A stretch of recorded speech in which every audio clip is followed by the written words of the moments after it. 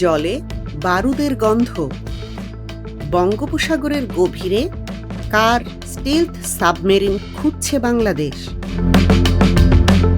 দক্ষিণ এশিয়ার নীল পানিপথ আজ এক অদৃশ্য বারুদের স্তূপ। ঢেউয়ের গর্জনের আড়ালে এখানে নীরবে চলছে এক মেগা ওয়ার বা ছায়াযুদ্ধ। 21 শতকের বঙ্গোপসাগর এখন আর স্রেফ বাণিজ্যিক জাহাজ চলাচলের কোনো শান্ত রুট নয়। এই জলরাশি আজ পরিণত হয়েছে এশীয় পরাশক্তিগুলোর পেশি শক্তি প্রদর্শনের সবচেয়ে ভয়ঙ্কর এক রণক্ষেত্রে। আর এই রণক্ষেত্রে পাহারায় থাকা বাংলাদেশ নৌবাহিনীর রাডারে সম্প্রতি ধরা পড়েছে এমন এক সংকেত যা পুরো অঞ্চলের সামরিক সমীকরণকে এক ধাক্কায় ওলটপালট করে দিয়েছে। সেন্ট মার্টিনের উপকূল থেকে বেশ দূরে সমুদ্রের শত ফুট গভীরে নিঃশব্দে ভেসে চলেছে একটি অতিকায় ধাতব কাঠামো। সিগন্যাল অ্যানালাইসিস করে নৌবাহিনীর কর্মকর্তারা নিশ্চিত হয়েছেন এটি কোনো ভারতীয় সাবমেরিন নয়, এটি সম্পূর্ণ অচেনা, রাডার ফাঁকি দেওয়ায় সক্ষম এক অত্যাধুনিক জলমগ্ন ঘাতক। প্রশ্ন হল, এই ঘাতক জলযানটি কার? কে পাঠিয়েছে একে? আর কেনই বা অর্ধ শতাব্দী পর বঙ্গোপসাগরের বুকে হঠাৎ করে শুরু হলো এই মারণাস্ত্রের মহড়া? আসুন নীল জলের গভীরে লুকিয়ে থাকা আন্তর্জাতিক রাজনীতির এই শ্বাসরুদ্ধকর মেগা থ্রিলারের নিখুঁত ময়নাতদন্ত করি। সমুদ্রের এই নীরব গেম প্ল্যান বুঝতে হলে আমাদের তাকাতে হবে স্থলভাগের ধূসর রাজনীতির দিকে। প্রতিবেশী ভারতের সাথে বাংলাদেশের সম্পর্কের গ্রাফটা গত কয়েক বছরে এক অদ্ভুত খাদের কিনারায় এসে দাঁড়িয়েছে। এক সময়ের তথাকথিত সোনালী অধ্যায়ের গল্প আজ সাধারণ মানুষের কাছে এক চরম প্রহসন মাত্র। সীমান্তে পাখির মতো মানুষ মারা, তিস্তার পানির ন্যায্য হিস্সা নিয়ে যুগ যুগ ধরে চলা টালবাহানা, আর রাতের অন্ধকারে নিরীহ মানুষদের পুশিনের নোংরা খেলা, এগুলো প্রমাণ করে দিয়েছে যে সাউথ ব্লক ঢাকাকে কখনোই সমকক্ষ বন্ধু হিসেবে দেখেনি। আন্তর্জাতিক থিঙ্ক ট্যাঙ্কগুলোর মতে নয়াদিল্লি সব সময় চেয়েছে বাংলাদেশ যেন তাদের একটি কৌশলগত বর্ম বা অনুগত স্যাটেলাইট স্টেট হয়ে থাকে। কিন্তু এই দাদাগিরি আর অতি নিয়ন্ত্রণের নেশাই ভারতের জন্য বুমেরাং হয়ে দাঁড়িয়েছে। ঢাকা আজ হাড়ে হাড়ে টের পেয়েছে একটি মাত্র পরাশক্তির ওপর নিজেদের জাতীয় নিরাপত্তা ছেড়ে দেওয়ার মানে হল ধীরে ধীরে নিজেদের কফিনে পেরেক ঠোকা। আর ঠিক এই মোহভঙ্গ আর অবিশ্বাসের ফাটল দিয়েই দক্ষিণ এশিয়ায় ঢুকে পড়েছে এক নতুন গেম চেঞ্জার।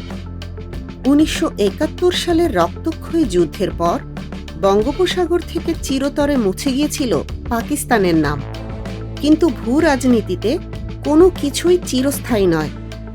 আজ দীর্ঘ 54 বছর পর এক অবিশ্বাস্য প্রত্যাবর্তনের গল্প লিখছে ইসলামাবাদ, আর এই গল্পের মূল রচয়িতা বেইজিং।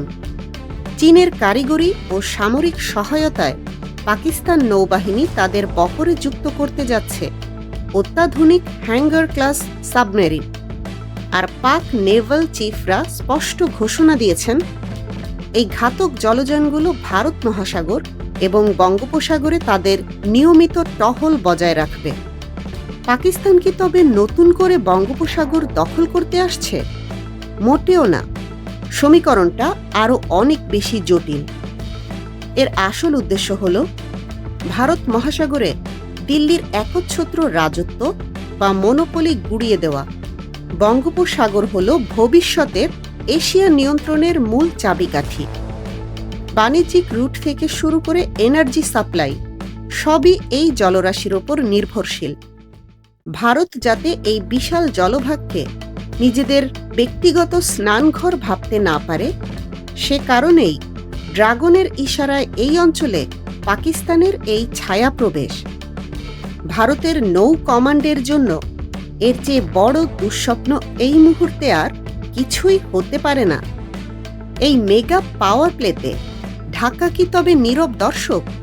দুই বড় হাতির লড়াইয়ে পিষ্ট হওয়া কোনো অসহায় রাষ্ট্র? ভুল। বাংলাদেশ আজ নিজেদের সামরিক ডক্ট্রিন বা প্রতিরক্ষা কৌশলে এক যুগান্তকারী বিপ্লব ঘটিয়েছে। তারা বুঝতে পেরেছে, সম্মান কেউ দয়া করে দেয় না, সম্মান আদায় করে নিতে হয় নিজের শক্তির জোরে। বাংলাদেশ নৌবাহিনী ইতিমধ্যেই চীনের কাছ থেকে সাবমেরিন যুক্ত করে নিজেদের ত্রিমাত্রিক বাহিনীতে রূপান্তর করেছে, কিন্তু আসল ম্যাজিকটা দেখিয়েছে তারা আকাশপথে। দৃশ্যপটে এখন আঙ্কারা, সিরিয়া থেকে শুরু করে ইউক্রেনের রণক্ষেত্রে যে বায়রাক্তার ড্রোন শত্রুর ঘুম হারাম করেছে, সেই বিধ্বংসী তুর্কি প্রযুক্তি আজ বাংলাদেশের আকাশ প্রতিরক্ষার মূল পাহারাদার। ঢাকা প্রমাণ করে দিয়েছে তারা আর একটি মাত্র বাস্কেটে নিজেদের সব ডিম রাখবে না।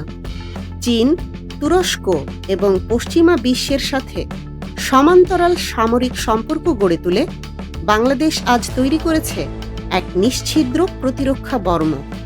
কারণ যে রাষ্ট্র তার আকাশ, জল আর মাটির সুরক্ষা নিশ্চিত করতে পারে, আন্তর্জাতিক কূটনীতির টেবিলে তার চোখের দিকে তাকিয়ে কথা বলার সাহস কারও হয় না।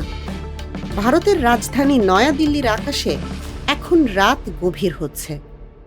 সাউথ ব্লকের অতি গোপন নিয়ন্ত্রণ কক্ষে এখন থমথমে নীরবতা বিরাজমান। যে বাংলাদেশকে এত বছর ধরে ভারতের একটা স্যাটেলাইট স্টেটে পরিণত করেছিল, সেই ঢাকা এখন আর ভারতের কথা শুনছে না।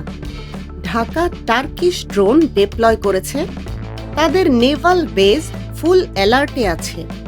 তারা এখন আর ভারতের রাডারের গ্রিড ফলো করছে না। ঢাকা এখন নিজেদের গল্প নিজেরাই লিখতে শুরু করেছে। সাউথ ব্লকের অতি গোপন নিয়ন্ত্রণ কক্ষে নামছে আরও স্তব্ধতা। যে বঙ্গোপসাগরকে গত কয়েক দশক ধরে ভারত নিজেদের ব্যক্তিগত স্নানঘর ভেবে এসেছে, আজ সেখানে হানা দিয়েছে একাধিক শিকারী। সাউথ ব্লকের স্ট্র্যাটেজিস্টরা আজ একটি রূঢ় সত্য মেনে নিতে বাধ্য হচ্ছে। খেলার নিয়ম বদলে গেছে। ঢাকা এখন আর দিল্লির রিমোট কন্ট্রোলে চলা কোনো যন্ত্র নয়।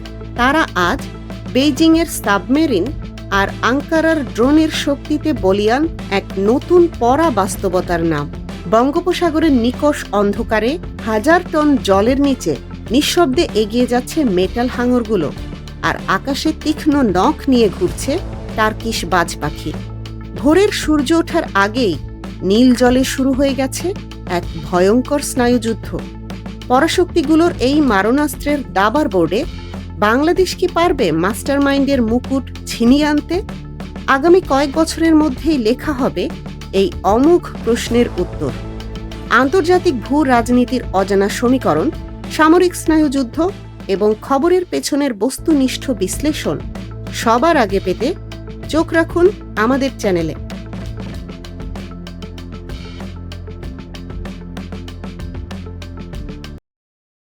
এতক্ষণ দেখছিলেন ইকো অফ বাংলাদেশ। প্রতিদিনের এমন নিউজ আপডেট পেতে সাবস্ক্রাইব করুন আমাদের চ্যানেল, সেই সাথে অন করে রাখুন বেল আইকন।